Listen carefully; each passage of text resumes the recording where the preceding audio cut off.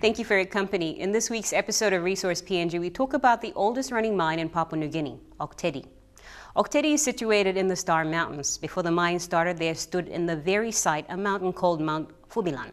The name Fubilan is the English equivalent of the Min word Fubalang, which means steep and slippery place. And steep it was. The mountain was 2,084 meters high. The locals believe that it was occupied by nasty spirits or magalim. The site is breathtaking. The Star Mountains got their name from a Dutch surveyor in 1914, and like other parts of PNG, this remote location is rugged terrain. Octavia Mining Limited has taken almost 30 years to mine Mount Fubilan, and they're still at it. The amount of earth that has been moved has now been washed down the Fly River, or else it has been stored as rock waste. Earlier in the Earth's history, due to the movement of tectonic plates, something called a porphyry system was created. In the case of Mount Fubilan, it was a copper-gold system. The special properties of copper and gold make it easier for scientists to predict where they can be found. In the 1960s, a group of scientists started tracking this mountain range that forms the spine of PNG to see if they could find precious metals. A Canadian company called Kennecott gambled on this idea and did a very thorough analysis of the streams that flowed from these mountains. The theory was, if there is copper or gold anywhere here, the water would have it. That's how they found the Yandra deposit in Bundi, Madang. Kennecott pressed on with its exploration, this time with 3 Bundi men and a team of geologists, John Filderhoff and Doug Fishburne, and field assistants Chris Larkin and Tom Harvey. At the point where the Octavia and Okmenga rivers meet, the team found traces of copper, a substantial amount of the metal. Then there was the difficulty of exploration drills, that is to prove up the reserve, to determine just how much ore there was in the earth. And everything had to be flown in by helicopter. One of the men from Bundi, called Manga, was instructed to construct a landing pad for the choppers at Mount Fubilan. After he, along with local men, cleared the landing pad, he remarked, "Plantiaya ni stop." Indeed, when Kennecott went to check, there was a lot of metal ore there. What they found was a world-class porphyry copper-gold deposit. Early estimates stated a copper grade of 3.05% and gold was at 0.11 ounces per ton. By 1971, results from the exploration drilling that was done by Kennecott was favorable, but they could not come to an agreement with the state. By 1975, Kennecott withdrew from Papua New Guinea. The following year, BHP started talks with the government, and soon a feasibility study was conducted and presented. By that time, BHP had concluded that the ore body contained more than the ore reserve target of 250 million tons of copper grades of 0.852%. So by 1981, OTML was incorporated and started construction. By 1984, gold production was already in full swing, and copper production followed 3 years later. The people that occupy the mining area, according to the occupants at that time of discovery, was the Wapkaimen. Their neighbors were the Phaiwalmin, Mianmin, Baktamin, Bikmin, Ekiakmin, Tifalmin, and the Atbalmin. Notice how all the names end with Min. That is why the local people are known by the name the Min. The people were so isolated that prior to the mine, most of these people would not have met the neighboring villages, nor would they have met more than 20 people in their whole lives. Their staple diet is taro. The land here in these steep mountains is made of a lot of limestone, so the high alkalinity makes it difficult to grow any other crop. Now with the influx of people and mining activity, the population around the township of Tabubil and the mine is about 10,000. When we come back, we talk more about the operations at the mines. Do stay tuned.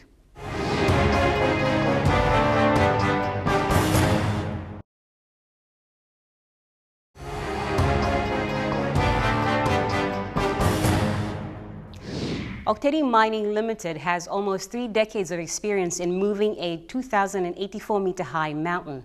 And the scale of their work is mind-boggling. Not only are they moving a mountain, they have to deal with an annual rainfall of about 8 meters of water per year. The mountains have waterfalls and creeks everywhere. Most of their major tributaries have the phrase "ok," which means river. We talked to some of their very dedicated OTML workers to get an insight on how they go about bringing down this massive mountain to extract the gold and copper from its interior. Octavia is almost 30 years old, and there are a number of people that have benefited from this mine in terms of training. Octavia has a Papua New Guinean in the position of mines manager, Mr. Peter Nupiri. So what really goes on at a mine like Octavia? On a daily basis, we would like to mine approximately 160, 170,000 tons, of which about 70 to 80,000 will be all delivered to the crusher, and the rest will be waste. A very important aspect of any mine will be the geology department. They say where to look and suggest the best method for extraction. They go through all the complicated analysis of how to mine. Main objective as geology, first of all, is to help the operations in terms of finding the mineral deposit. That is exploration function. And secondly is to define and to delineate properly those mineral deposits which we find so that they can be economic to the company. And the last part of the geology function is mine geology, which is basically to help the diggers in the pit, in the operation, to dig properly and send to the mill what is required. Technical drawing is an essential. Draftspersons get to draw what the scientists and other professionals see.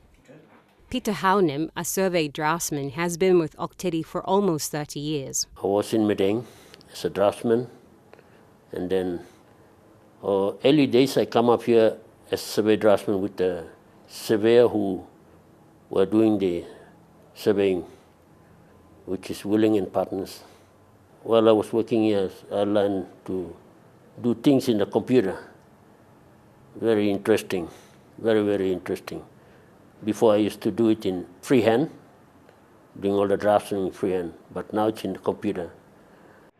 There is a lot of work that is being done here, and the person who oversees all operations in the mine pit is Mr. Augustin Wama, pit project and maintenance manager. My main focus is about looking after the project, especially you can see out there there's a project that's going on. That's what I look after. And pit walls, road maintenance is to do with the roads, building up new ramps or building up new roads. That's what I do. Well, when I first came here, I started as a driller. I started drilling, and then I moved on into operations, and then started driving trucks, dozers, graders, loaders. And then I went up into doing dispatching, and then I went into training, and then do some training work. And then I went into operation again to do production, and then into where I am now. Since the OTML team is getting mineral ore out of the ground, they have to use explosives. That is the faster way of transforming rock to rubble. They have had years of experience blasting the mountain to bits. I do organize and look after things day-to-day blasting out in the pit. And sometimes I do coordinate blasting. You know, when we are doing blast clearance and all this, we have to take people out from blast area, especially where we are blasting down at the pit. Some of the challenges that I faced, especially when we are blasting, along the contour and, blasting near the infrastructure like office area and crusher and all this, we have to be really careful in doing things. Blasting will basically crumble the mountain, so there has to be a process of gathering. Since the pile of rubble is pretty huge, the dozers that gather these piles are handled remotely. Then these are dumped onto huge haul trucks. Haul truck drivers get state-of-the-art training in the mine site in a simulator, where they practice their driving skills.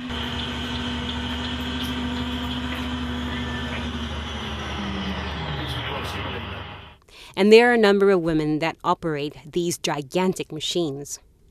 I'm almost sorry. Almost this level because me work all man. Me come through law PhD program and also give me about 2 years 2 years lo training before the 2 years and me plus action work straight, permanent job straight. So me stop 2 years na me come a permanent operator. Me come first look all trucks and me look size ta so me say me porret. Me porret logo close to all trucks. Once first me touch in the truck, yeah. Second time go same na me feel confident. But in chala tintin me sabe me was still working la work don man yet. Making. Now me confident work stuff.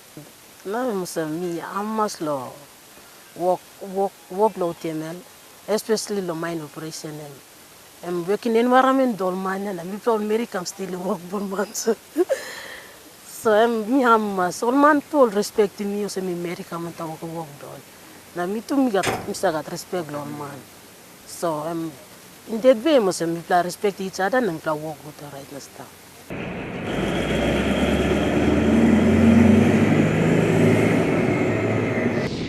We're talking to Octavia Mining Limited, more about their operations and the benefits they are bringing to the people after the break.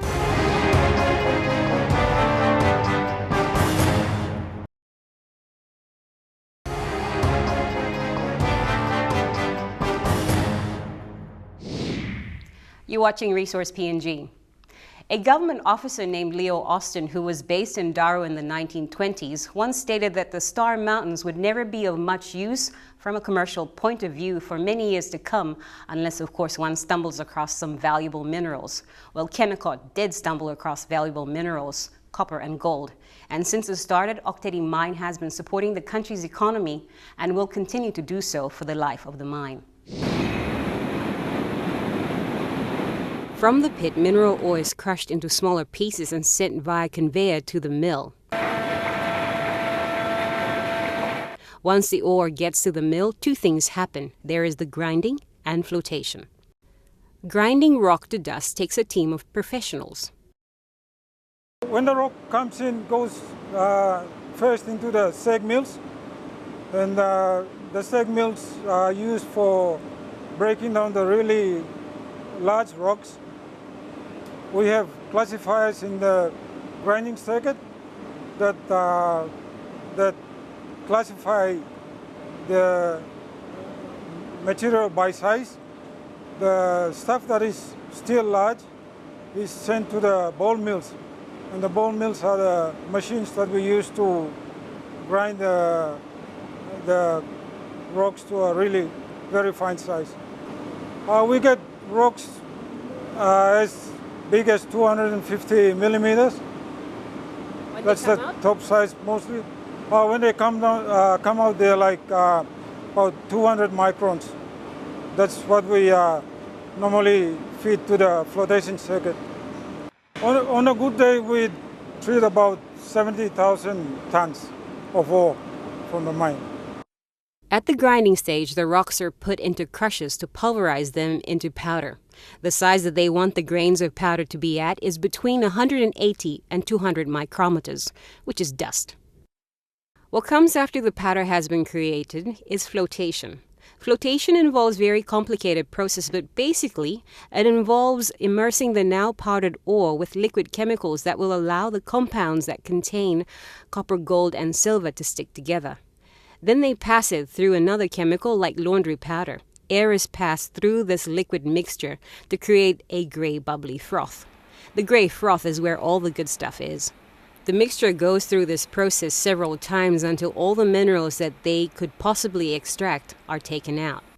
From what is skimmed off, the workers take out the gold to form gold bars. What is left is copper and other metals. From there we recover the copper sulfide minerals from the waste rock. We recover about 85% of the copper in the ore, and we make a concentrate with a grade of about 26% copper. So that copper concentrate is then transported by pipeline to our port at Kiunga, and the waste product goes into the tailings disposal system. As for the tailings, this has to be treated before it is dumped into the Octavia. In 2008, the mine introduced the Mine Waste Tailings Project. In this process, the pyrite is taken out of the tailings to produce a pyrite concentrate. The tailings is then neutralized by being treated with lime before it is dumped into the Octavia River. The pyrite concentrate, however, is piped down to Bige. The whole operation involves a lot of dedicated workers. I basically look after the day-to-day operation of mill, from the mill down to the storage area, which is down at Ganagai. From the control room, we overlooked or oversee the whole processing plant, from the crusher down to Kionga. And it includes women. Here is one of them, Miss Nancy Safarias, an operator at the mill. I'm a process plant operator in Octavia. Basically, we control and monitor the process, mineral processing here. We assist the maintenance guys, the metallurgists to operate the plant in a safe and effective way. It's more like a male-dominated area, but it's great. I fit in perfectly and it's fun. I enjoy it. Bige is the place where dredging of the silt that has been deposited by the Octavia happens.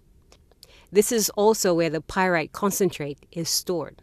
The dredge that we operate here at Bige is basically a cutter section dredge. It operates within a section of the river that we term to describe as the slot. So essentially the slot is a sediment trap, which is about 850 meters in length, 200 meters in width, and 20 meters deep. So the dredge operates annually throughout this section of the river, basically dredging out the sediments and pumping through floating lines and land-based lines onto the stockpiles. We try to dredge out annually around 10 million cubic meters of sand, which is about 17 million tons of material from the river.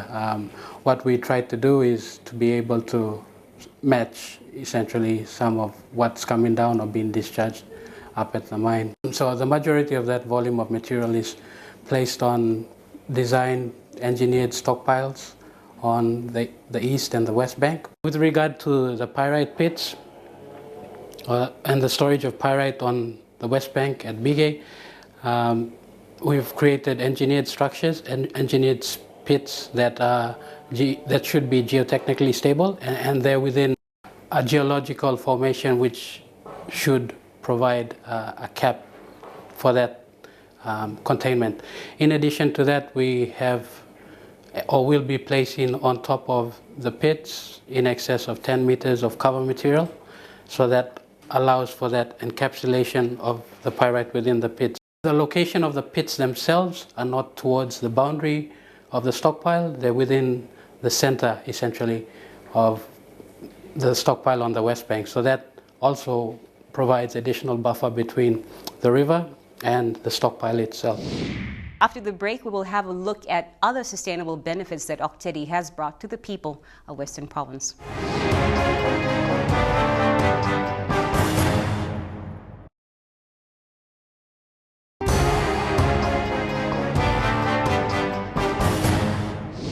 Dredging the Fly River is just one way that OTML is trying to minimize the mine's impact on the river.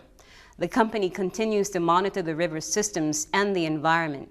Despite what has happened in the past, they believe it is very important that OTML helps the people build a sustainable future. Here are some of the projects that they have started. It seems that the name Octavia Mines is synonymous with environmental damage after reports of major upsets to the river systems down the Fly. In 1999, BHP reported that contaminated tailings had caused widespread damage along the Fly. Back then, the company dumped 80 million tons of contaminated tailings into the river system every year. It was also reported that the amount of copper concentration in the water is 30 times higher than normal, but it is well below the World Health Organization standards of 1.3 milligrams per day. This is the cause of concern for all involved in the mines. Since the PNG government took over the mine with PNG SDP, environmental monitoring is an ongoing practice. And we also look at the water quality of the Octavia Fly River system. We look at the sediment transport, deposition, reactivity, and interaction with sediment with water, and water interaction with the biology, like fish, for example. We have a requirement to collect water quality or water samples from the system, from Octavia all the way to the South Fly on a monthly basis at locations and frequency nominated in the regime. From our monitoring data, Octavia, in terms of drinkability, it is safe to drink after the suspended sediments are settled. In terms of safety for the ecological health, no. The trigger value has been exceeded. That was, I think, from the early days of mine operations. When the current regime was implemented in 2001, the trigger values or the thresholds for the copper was exceeded. After the tailings are dumped into the river and the erosion that has been happening since the mine's operation, the once deep, slow-moving river has become shallower, developing rapids in some parts. The sedimentation that has been dredged is now being dumped along the riverbed. The stockpile that are gathered on the banks are meters high. Since rains and floods are frequent in these parts, the high mounds pose a threat. The only safe way to hold these mounds together is to plant shrubs on them. We have to monitor the soil to see that it is not shifting and eroding away. Water samples are taken wherever there is seepage from within the stockpile into the surrounding streams. That water is monitored chemically to make sure that it is also within the requirements. Other mine sites use soil to actually do their revegetation on, but in our situation where we're working with a dredged sand, this is unique, and we have to make this successful. The whole re-veg project depends on us learning how to grow crops in these conditions. Once we have worked this out, the rest of the revegetation would be easy, and I'm sure this knowledge could be used by other mines that follow who perhaps have the same unique situation as what we do. The mine pit was set to close next year. However, the date has been deferred to sometime in 2015-16. However, exploration by OTML shows that there are reserves in the west of the mine pit, the west wall. This falls under the Mine Life Extension Plan, or MLE. It's a process in itself, but that would mean more activity, but at a smaller scale. The rock waste will be dumped at Harvey Creek towards the southeast of the mine pit. Harvey Creek is a tributary that feeds into the Okmani River. Geotechnical surveys have already been conducted to test the stability of the site. All other processing will be the same in terms of piping the pyrite concentrate and the slurry out of the mine. So with the Mine Life Extension project, things are looking up for the mine. Well, mining's a very, very expensive business. Now, these big new haul trucks, the Caterpillar 793s, they're over $5 million a piece, and we'll probably go up to about 50 of those. This big heavy mining equipment that we use, the shovels, it's a very expensive operation. And so it's, but it's not only that also, it's the fuel costs, and here we bring all our diesel in here, and we use about 120 million litres of diesel a year. Mining operations will slightly change. There is a time gap that is going to happen because the time we finish the current ore body in the current pit and the time when we start seeing some ore in the cutback under the Mine Life Extension, that time is widening every time we're not doing much. Subject to government approval, if we can get into that government and community approval, if we can get into the full swing of the Mine Life Extension, that helps, reduces the time gap. Initially, in the early years of Mine Life Extension, we're going to really ramp up because we will be mining the current pit to keep the current operation going as well as stripping waste. And so it is going to really ramp up. We will probably see an increase by about 50%, and then it will slow off as we strip all the waste out and we finish mining from the bottom of the pit, and we're only mining the ore from the cutback, that will significantly drop. How will operations be affected during the mine life extension? It seems the quest to bring down the west wall will have its challenges, but the experts are already looking at the finer details. In the initial phases, we're going to have a lot more activity because we're running the current mine as we're doing it now, but we're also stripping off that top of that mountain over there. So it'll take more people, more equipment. The mill may have to change their approach too. There won't be a lot of changes to the mill actually, even though the throughput will be less, but as the ore is harder, we'll still need all of the plant and the equipment that we currently operate, and therefore much the same number in the workforce. The MLE will also affect operations at Biggie. Well, mine life extension would allow us to be able to basically cap off the east bank, the stockpile that we have on this side, and progress on with work on the west bank. It also would impact the number of pits we have. Essentially, if we continue with mine life extension, there might be the need, depending on the changes in production, for another pit, and that would be determined by MLE. After the break, we will take a closer look at some of the other projects that Octavia Foundation is doing along the length of the Fly River.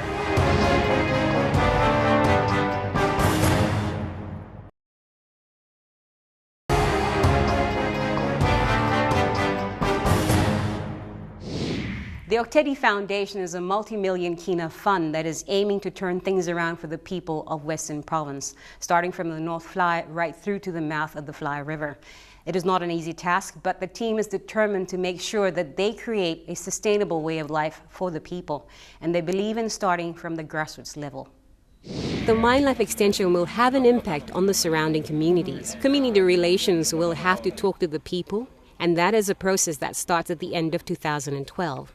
There would be a lot of consultative meetings. They will have to decide on that. For us is to emphasize that this is a smaller business, a smaller mine, smaller revenue, so we expect the benefits to also be aligned to the business as well. We are making it very clear that for mine life to extend or for MLE to occur, the communities must give their consent. If they decide to close the mine, we will close the mine. So we are prepared for both outcomes at the negotiations. From the meetings that we have had, we started off initially in 2009. There was talks about maybe not, maybe yes. So from the records that we have from the meetings that we have had is that the communities are almost 100% want the mine to continue. Small as it is, PNG is a very diverse country. That makes it extra challenging for projects because each community handles issues differently and the phrase one size fits all does not apply. And for the extractive industry, community relations would be the key people to handle such issues. Octavia, unlike other mines, we take into account the impacts that have been caused through the discharge of waste of the mine. Prior to the mine's existence, there was hardly any service in the Star Mountains. The average lifespan of the min was about 35 years. The mine has brought services to the people. Today in Tabobil, the healthcare they get from their hospital is world class. As the 5-star hospital, you could tell from the time you enter here, the general environment is cleaned. Like there is a general order in. It's easier for you to find where you're going to find those services and so forth. And there is a sense of, like you could feel a sense of things here are going well. They are able to come to a functional or operational health service here at Tabobil. They are able to come and seek services that they may not be able to seek in other places or in other health facility. And we do fly in visiting medical officers to come and provide highly specialized services that an ordinary people from the street or from the village would find it very difficult to find in the work location, but also having to find funds. It's costly to go down to Port Moresby or to other places to seek those services. One of the agreements between Divine Word University and OTML is to help Tabubil Hospital to provide health services management to this facility, Tabubil Hospital, the 6 mine villages, 8 posts. In addition to that, Part B, the agreement requires that OTML and Divine Word University work collaboratively to develop this hospital into a training hospital. We're going to be starting off with a building of a new facility at the front of this hospital, which will accommodate the accident and emergency, the outpatient services clinics, the pathology, laboratory department, X-ray department, as well as the administration and a conference room for training services. OTML wanted to work with what they already have in their existing healthcare system, but they wanted to build on this through the North Fly Health Services Development Program.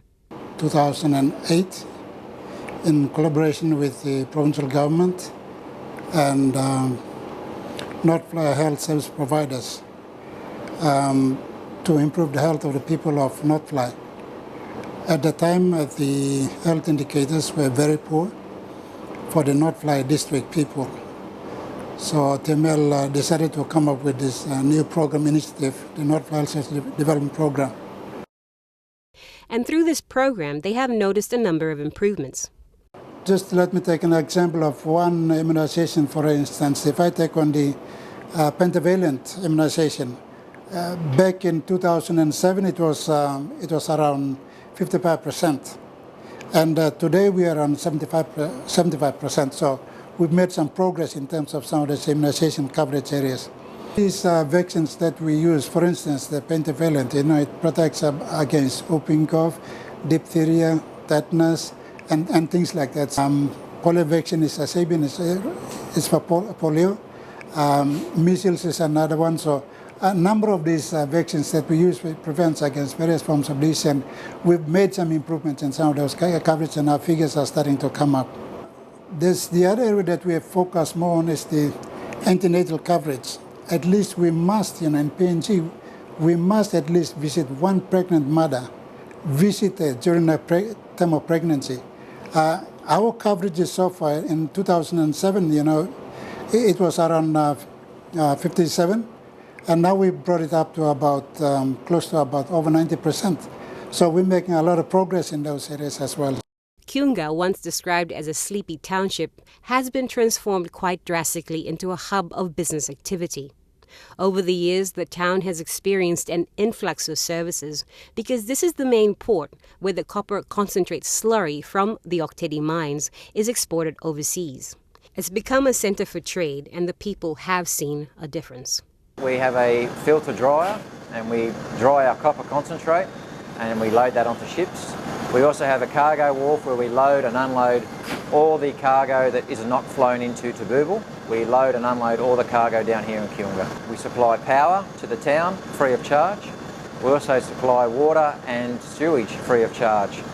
We also supply maintenance and assistance to the local government hospital, and we provide maintenance of the main highway that comes from Tabubil towards Kiunga.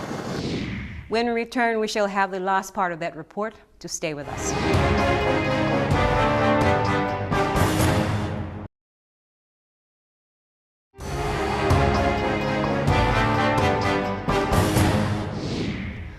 Octavia mine is nearing its closure, but OTML has a mine life extension plan. The experts believe that there is more copper and gold to mine within the area.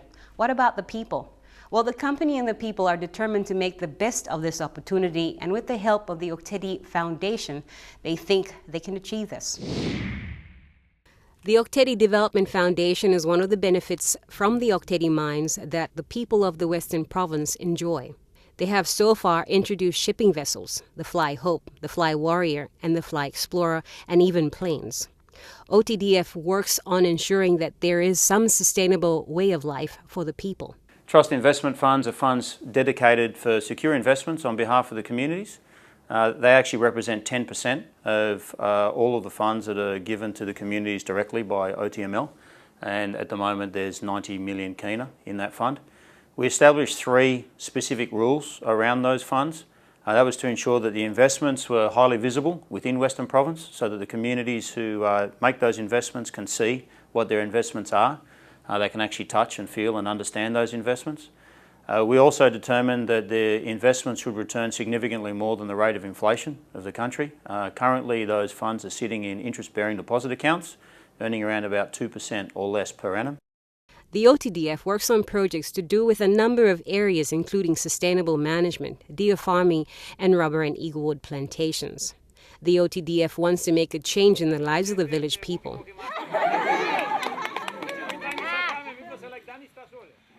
Those villages include places like Aimbak, Kautri, Kavianangai, near Obo, Moyan, and Atkamba. There is a place near Suki called Kautri. This village is termed the model village. Why? Well, this community has leaders that are determined to develop a better way of life for their people.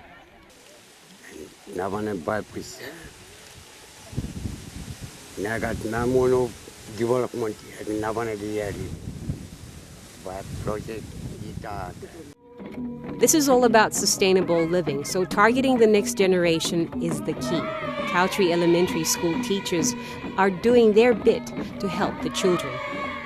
Like they're young children and they're just beginning to understand and they can see in reality what's happening, and as they're growing up they're very excited and they're happy because things coming up, it's new to them. They haven't experienced such things like this before and they're very happy about it.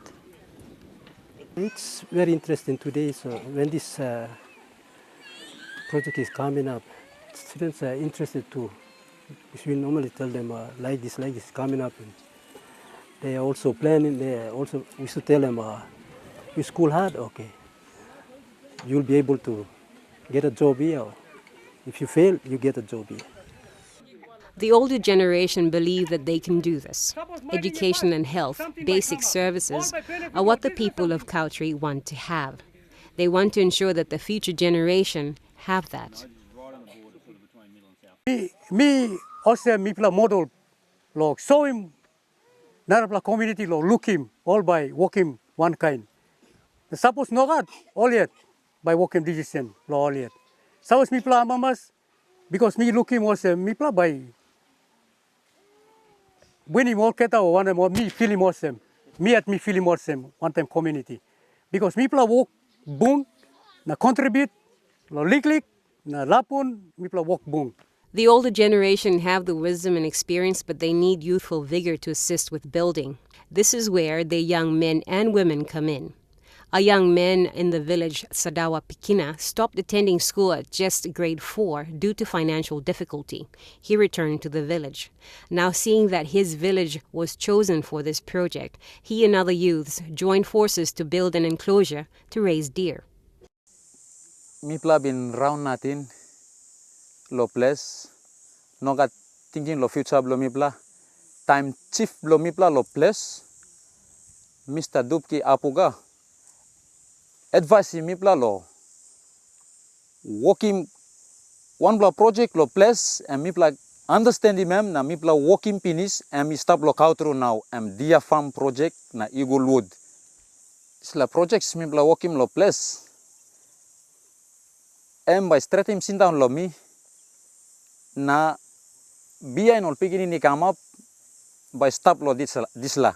And these are the animals they are domesticating, 4 females and a male.